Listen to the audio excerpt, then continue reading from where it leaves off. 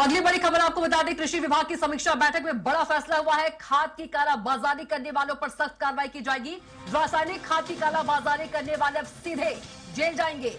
बड़ी खबर आपको बता रहे हैं कि रासायनिक खाद की कालाबाजारी करने वाले अब सीधे जेल जाएंगे।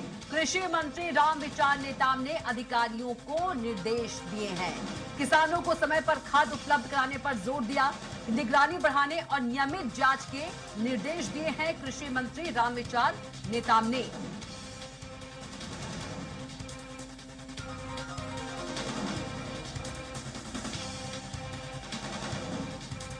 तो कृषि विभाग की समीक्षा बैठक में बड़ा फैसला हुआ है।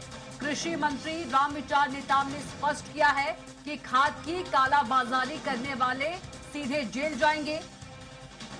तो गड़बड़ी पाए जाने पर सीधे बहुत सारे सरकारी क्षेत्र के साथ साथ प्राइवेट सेक्टर में भी लोग जो है उर्वरक का व्यवसाय करते हैं, क्योंकि वो डायरेक्ट जो है कंपनियों से उनका लिंक है और इसलिए उन तक वहाँ आने के बाद जो है कई जगहों में उसका गलत तरीके से भंडारण भी किया जाता है और वितरण भी किया जाता है और मनमाने तरीके से पैसे को वसूली की जाती है।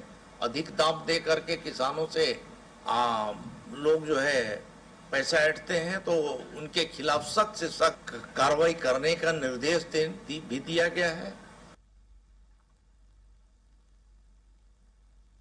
और अधिक जानकारी के साथ दिलीप साहू एक बार फिर से हमारे साथ सीधे जुड़ गए हैं। दिलीप, छत्तीसगढ़ में खाद की कालाबाजारी करने वालों को सावधान होने की जरूरत है, क्योंकि कृषि मंत्री रामविचार नेताम ने स्पष्ट तौर पे कहा है कि जो भी खाद की कालाबाजारी करेगा, गड़बड़ी करते पाया जाएगा, सीधे जल जाएगा।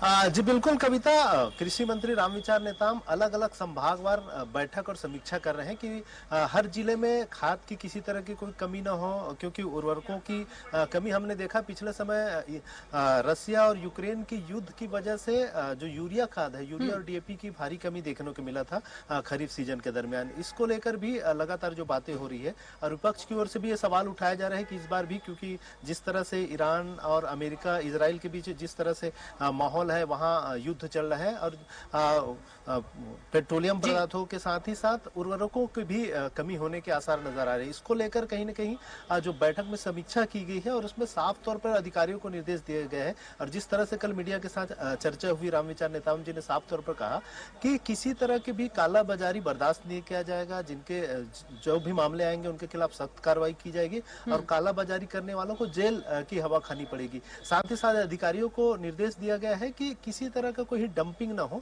जहां से उर्वरक आ रहा है और सही समय पर। और उन्होंने ये भी कही कि अभी तक करीब 30% उर्वरकों को सही जगह पर भंडारण किया जा चुका है। धीरे धीरे उर्वरकों को आने का जो सिलसिला है वो जारी है। और करीब साथ ही साथ जैविक खाद को भी बढ़ावा देने की बात कर रहे हैं कि विकल्प के तौर पर डीएपी और यूरिया के विकल्प के तौर पर जैविक खाद को भी ज्यादा से ज्यादा बढ़ावा देने के प्रयास करेगी सरकार। इसके लिए भी वैकल्पिक व्यवस्था की जा रही है। इसको लेकर भी एक समीक्षा की गई। हालांकि जिस तरह से दावे किए जा रहे हैं, देखना होगा कि जब खरीफ का सीजन अभी 2 महीने बाद जब शुरू होगी बुआई या दूसरे जो सिलसिला, तब क्या स्थिति होती है। लेकिन फिलहाल लगातार समीक्षा की जा रही है। प्रयास किया जा रहा है कि संकट की स्थिति न हो, उर्वरक की जो भरपाई है वो पूरी तरह से हो और किसानों को सही समय पर रासायनिक उर्वरकों की उपलब्धता हो सके। इसका प्रयास सरकार की ओर से किया जा रहा है। जी बिल्कुल, आपका बहुत ही शुक्रिया जानकारी देने के लिए दिलीप।